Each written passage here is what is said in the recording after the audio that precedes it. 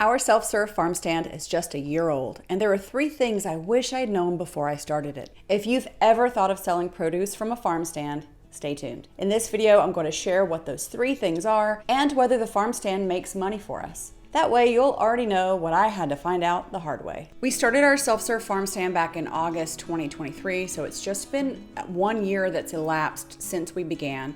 We actually have 2 seasons of data though, which is really handy. We sold September and October of last year, and then we shut it down for the winter, and then we started it back up again in May of this year. So we have been selling, even though we've only been selling for a full elapsed year, that's 2 seasons of data. So I've got some really good information here. The first point that I want to share with you is I want you to grow only what people want to buy, and I want you to have a way to donate it or preserve it early on. So it doesn't really matter as much what you can grow or what you like to grow, but it's all about what people want to buy from you, right? Because now you're in business. Maybe you had extra produce from your garden in the past and you just wanted to give it to friends and that felt good for you. But when you're taking the leap to actually selling, you want to make sure you have covered what your folks want. Say they like yellow crickneck squash and you don't like it. If they buy it from you and you can grow it and you can make money off of it, you got to do it. You can also grow the things that you like to eat and that your family eats, but make sure that you're tuned into what your customers want.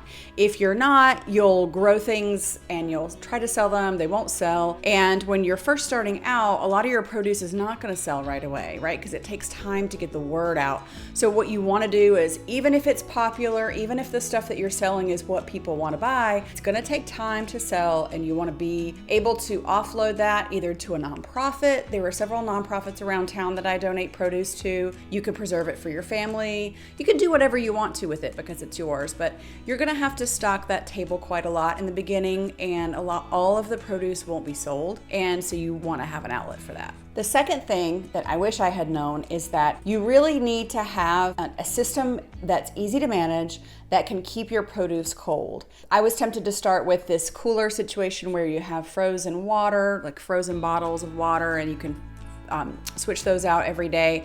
And that sounds like a really good idea that you'll be able to manage it, but it's always going to be more trouble than you can manage in the beginning. So I highly encourage you to go to a place like Facebook Marketplace and check to see if they have old refrigerators that you can clean up for a good price so that you have something for cold storage at your farm stand. If your farm stand is just a small little guy, you can do a dorm fridge. You can find any kind of fridge on Facebook Marketplace. And here's a pro tip. You actually can purchase on Amazon what's called a Inkbird controller for about $30, and that allows you to buy a freezer. A stand-up freezer is really great for this. A used freezer on Amazon, and you can convert it into a refrigerator or cooler for yourself. And the benefit to that is that, number one, these things are made to really insulate well. They're actually made to be frozen, right, and keep things really cold. And so there aren't any bells and whistles on it. It's just an insulated block, and so they stay cooler and at temperature longer than your residential refrigerators. And 2, they're a lot cheaper on Marketplace. So when you find some on Facebook Marketplace, grab it up, grab that $30 controller from Amazon, and you have a very dependable way to keep your produce cool in the beginning, which will help extend its shelf life. If you are in the South, or if you're in warm, humid climates during part of your season, you know how hard it is to keep things at temp. My third tip is related to the second tip, and that is, if you do have refrigerators, make sure that your contents of your refrigerator is not only listed on the refrigerator, but you also have a sign on your table that makes it super clear in big, bold, cheery letters that folks need to go into the refrigerator to find extra produce or things that they don't see on the table. I think that when it comes to farm stands or produce stands on the roadside, we're all conditioned to walk up to the table, you look at the table. If you see something, that's awesome. If you don't, then you go. But in the South specifically, where I am, it's kind of frowned upon to go like plundering in people's fridge. It feels weird to just like open other people's refrigerators and look around in them. So you really have to invite people, like, no, please open the fridge.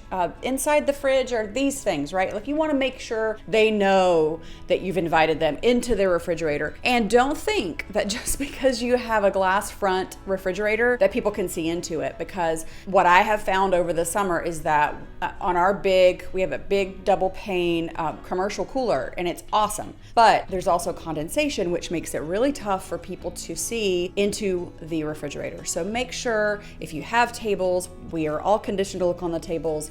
Be sure there's a sign on the table directing them to the fridge. You won't regret it. Here's a fourth bonus tip for you.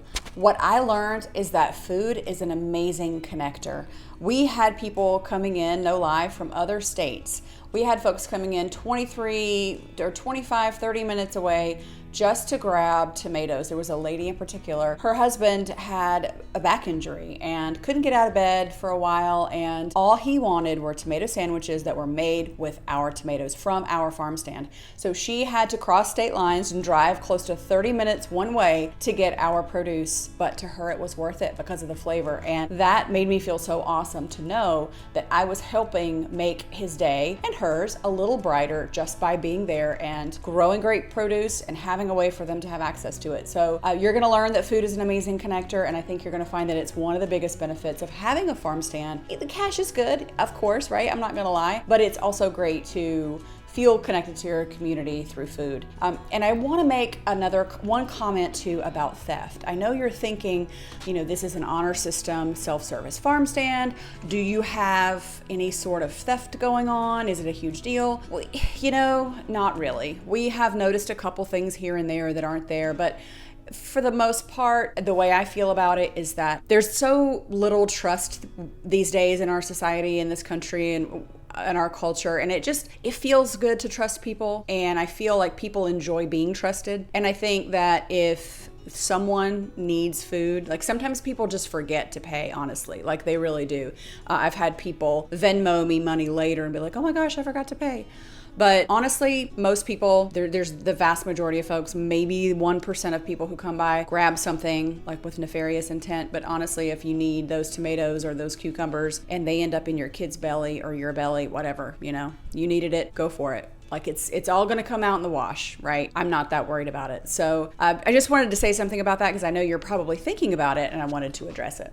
Now we're at the fun part. Did our farm stand make money for us this year? Was it worth our time? And the answer is absolutely yes. So last year we were at about between $300 and $500 per month on the farm stand. But you remember we were only in business for 2 months. So we got started late because we had a lot of infrastructure to build last year. So last year we sold for 2 months. And by the end of that 2 months at our Killing Frost, we were selling like $500 a month. When we started this farm stand this year, back in May, we have mostly tripled, quadrupled, and sometimes more each day. And I can say we have a solid 4-figure farm stand per month. So yes, the farm stand impacts financially, and it impacts quite a bit financially for us. We are so happy that we're doing it, and we have no plans to stop. We have other ways people can purchase from us. We have an online store, and we have some wholesale customers, but the vast majority of our sales come through our farm stand, and it's totally worth it. And so if you're interested in starting a farm stand, I hope this has been helpful for you. It is absolutely financially worth it, and the connection to your community might be the most fun of the whole thing.